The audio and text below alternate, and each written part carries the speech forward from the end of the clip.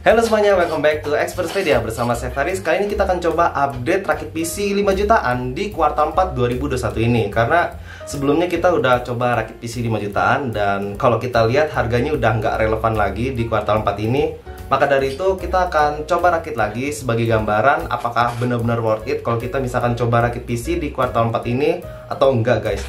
Lagi pula di tahun depan kita nggak tahu juga apakah harga komponen itu bakalan turun atau naiknya bakalan lebih gila lagi guys. Oke, ini catatan gue ya pada saat rakit PC 5 jutaan kemarin. Ini spesifikasi PC yang direview. Jadi ini kita kemarin menggunakan spek-spek tersebut. Dan ini tuh seperti sugesti aja lah kalau misalkan kalian mau rakit PC dengan harga 5 juta ya. Di sini tiernya berbeda. Dimana kemarin itu kita menggunakan T-Force Delta RGB, tapi disarankan kita menggunakan Vulkan Z ya. Jadi nggak usah RGB-RGB-an lah, sekalian mau pangkas budget juga. Dan harganya didapatkan 5.700.000. Ini kalau seandainya kita pakai A320M HDV kayaknya sih bakalan lebih murah lagi guys. Tapi kita nggak tahu karena ini udah kuartal 4, harganya pasti beda banget guys. Maka dari itu kita akan coba rakit PC lagi dengan spek yang hampir mirip dengan yang kemarin kita udah rakit guys. Oh ya, by the way, kalau misalkan kalian ada saran rakit PC budget sekian atau menggunakan hardware sekian, langsung aja komen di kolom komentar aja guys. Apalagi kalau misalkan komponen yang menggunakan AMD, langsung aja suggest di kolom komentar. Nanti insya Allah kita akan coba rakitkan buat kalian guys. Oke, di sini kita tetap menggunakan CPU cooler bawaan ya, karena mau pangkas budget juga di harga 5 jutaan. Dan prosesornya kita akan coba 3400G guys. 3400G dengan A320M HDV. A320M HDV. Kita akan coba lihat harganya dapat berapa kira-kira.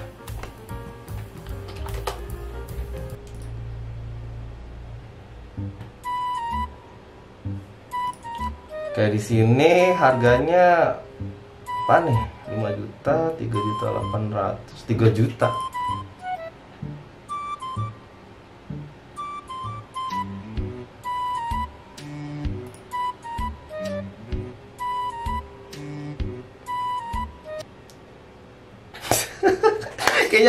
Kayaknya nggak bisa deh. Kayaknya nggak bisa deh. Ini gue juga kaget ini harganya kenapa bisa semahal ini. Kayaknya udah susah nyentuh angka 2 jutaan guys. Gue juga nggak nyangka sih, hanya dalam kurun waktu berapa bulan sih. Coba kita lihat, kemarin tuh kita rakit PC nggak salah nggak terlalu lama deh.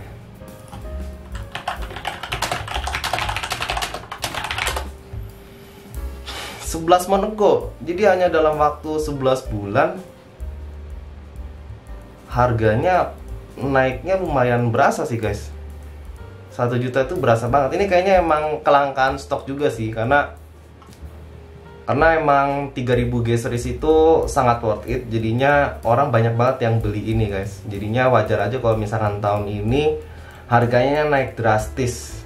Dan kita juga nggak tahu apakah tahun depan harganya itu bakalan turun atau enggak, karena ada banyak desas-desus juga yang ngomong akan ada kelangkaan chipset tahun depan. Jadi ya gue doakan yang terbaik lah. Semoga barang siapa yang ingin rakit PC ya di tahun ini bisa beruntung guys. Ini parah sih. Ini parah sih, mahal banget. Coba ini 4.300.000 tuh udah termasuk motherboard belum ya?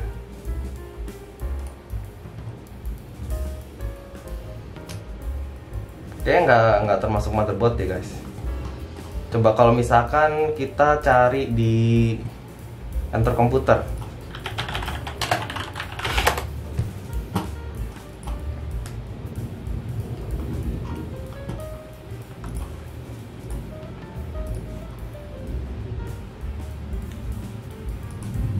Ih, ngapain geser-geser kamu? Nah, 3400G. Nah, ini lumayan nih guys. Harganya 3.600.000. Stok habis.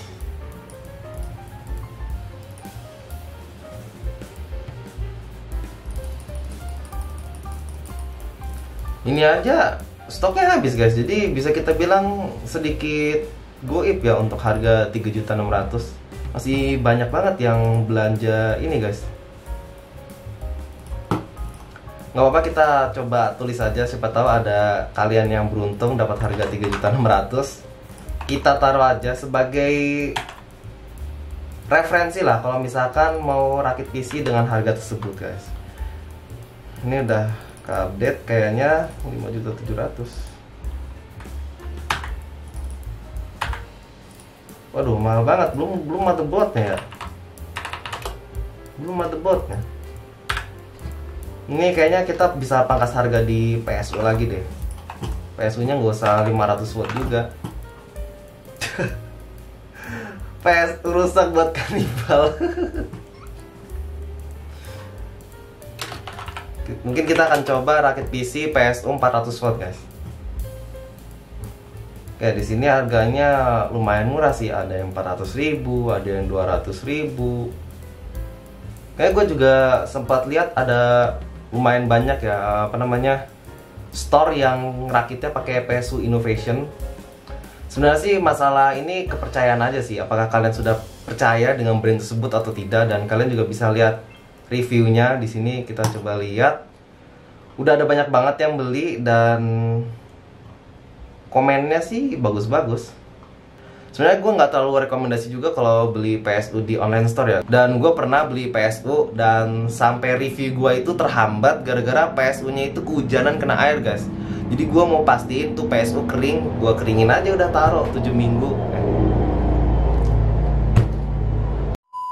Sebenarnya sih gue nggak terlalu saranin kalau kalian itu mau beli PSU online, apalagi musim hujan kayak gini. Gue pernah beli PSU dan PSU-nya nyampe rumah kehujanan, jadi babang kurirnya itu hujan-hujanan dan plastiknya itu basah total. Gue kaget juga, ini PSU bakalan nyala atau enggak nih. Jadi gue biarin aja, gue diemin selama kurang lebih 8 hari lah buat mastiin tuh PSU bener-bener kering. Dan alhamdulillah PSU-nya sih nggak rusak, dan PC reviewan gue juga aman ya, terima kasih.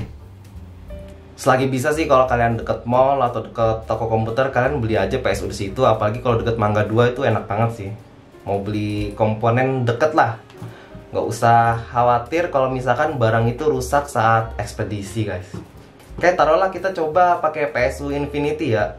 Dan buat kalian yang pengen sharing tentang PSU Infinity, misalkan dapat cerita dari temen, dari internet, atau dari diri kalian sendiri, langsung aja komentar di bawah ini biar viewer yang lain bisa tahu keamanan dari PSU Infinity sendiri guys. Karena ini harganya murah banget, 270.000 aja kita udah dapat 400 watt, 80 bronze, garansinya 3 tahun. Sebenarnya sih kalau mau mastiin PSU nya aman, kalian tinggal beli PSU tester aja, harganya murah sih. Cuman 100 ribuan kalian udah bisa tes. Nanti kalau misalkan PSU nya itu berbahaya atau dalam kondisi yang tidak sehat, biasanya ini alatnya bunyi guys, nit nit nit. Jadi kalian bisa langsung konfirmasi ke seller, wah bang ini PSU nya ada kerusakan gitu, jadi lebih nyaman. Oke, selanjutnya ASRock A320M HDV. Ini semoga masih bisa dapat.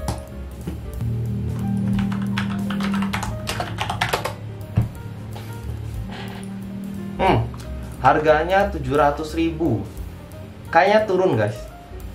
Oh enggak, bukannya turun ya. Gua kemarin pakai B450M. Ya lumayan lah ya, kita bisa dapat motherboardnya dengan harga 700.000 aja sih. Kayak ini jadinya kita 6 juta kalau mau rakit kayak kemarin. Ini kayaknya masih bisa pangkas harga di... Ini sebenarnya casingnya agak kemahalan karena ini casing untuk ukuran ATX. Karena kita mau ngerakitnya MATX, jadinya kita pakai casing yang lebih kecil aja guys. Kalian hemat budget lah. Nice, kita udah masuk. Di sini kita cari casing yang harganya 300 ribuan lah ya. Sorting, harusnya ada sorting. Ah nih, sort by termurah. Wih, oh, Simbada SIM 5 tanpa PSU cuma 100.000. Menarik.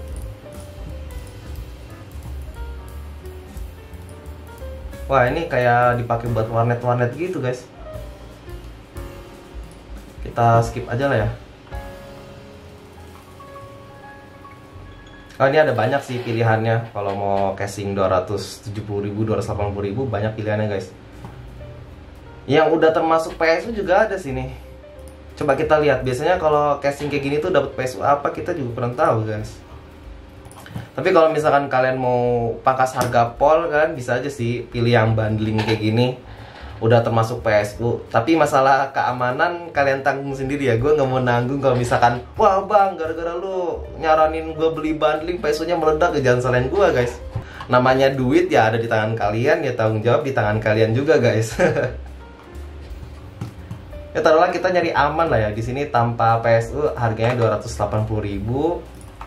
Kita pakai casing harga 280 tuh agak nice. Oke, di sini harganya udah mendekati 6 juta rupiah. Kita bisa singkirkan juga ini fan tambahan. Kita pakai fan bawaan casing aja.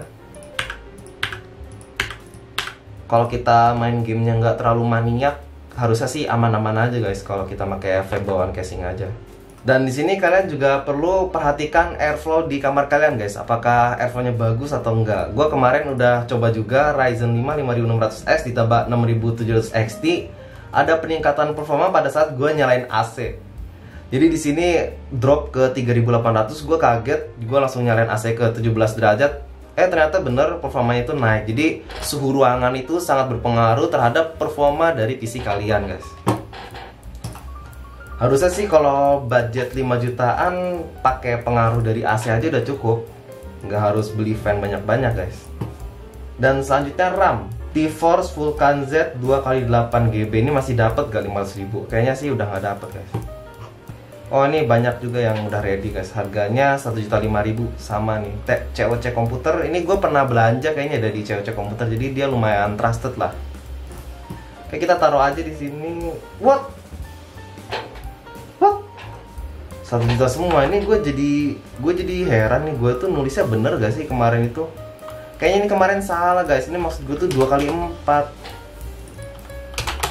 Mustahil banget 2x8 500.000 ada sejarahnya gitu. Kayaknya gue tipu deh kemarin. Iya 2x4, pastinya sih 2x4 itu mustahil banget sih guys.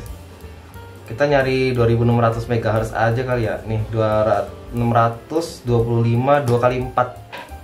Sebenarnya 2x4 aja udah cukup sih harusnya. Kita coba 2x4 aja ya, karena kita mengincar performa yang di sini juga, spesifikasi PC yang di review. Jadi kita cari 2x4 2666 MHz. Harganya 625.000. Nah, untuk SSD ya di sini menggunakan Hyperion. Ya, Hyperion juga udah ngerilis SSD guys. Coba kita lihat. Jadi kalau misalkan kalian mau gua coba review memori yang dikeluarkan oleh Hyperion, kalian tinggal komentar aja di bawah ini guys. Nanti insya Allah kita akan review. Di sini harga RAM DDR4-nya 270.000, murah juga sih. Kalau kali 2 berarti sekitar 540. Wah boleh sih itu guys. Ini boleh aja sih, kita coba pakai ini guys. Ya semoga nanti kedepannya kita akan coba rakit PC pakai RAM dari Hyperion guys. 270.000, berarti sekitar 540.000 ya.